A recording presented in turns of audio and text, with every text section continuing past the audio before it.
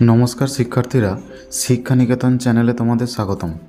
আজকে আমরা কলকাতা বিশ্ববিদ্যালয়ের ইতিহাস অনার্সে পঞ্চম সেমিস্টারের পেপার নিয়ে আলোচনা করব। ইতিহাস অনার্স এবং পাস কোর্সের বিভিন্ন বিষয়ের সাজেশান আমাদের চ্যানেলে আমরা আপলোড করে থাকি। তোমরা যদি আমাদের চ্যানেলে নতুন হও অবশ্যই চ্যানেলটি সাবস্ক্রাইব করে রাখো।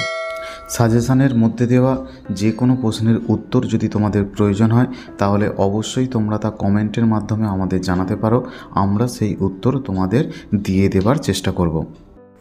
আজকে আমরা আলোচনা করব কলকাতা বিশ্ববিদ্যালয় 5th সেমিস্টার ইতিহাস অনার্সের CC11 এই পেপারটির সাজেশান নিয়ে।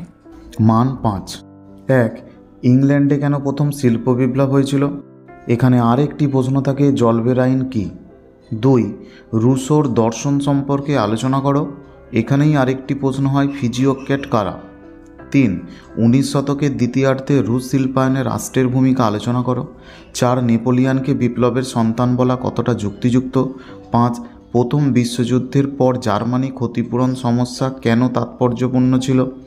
6. ইউরোপের শক্তি সমন্বয় সম্পর্কে টিকা লেখো। 7.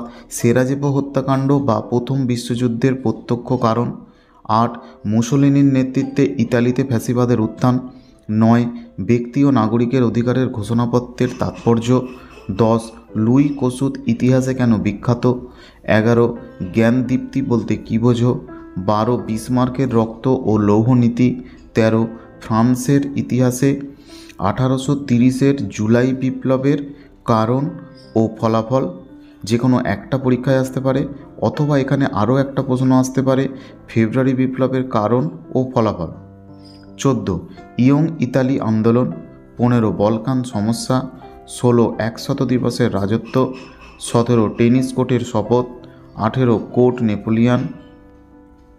19. বাস্তিল দুর্গের পতনের কারণ। 20. ভূমিদাসদের মুক্তির ঘোষণাপত্র।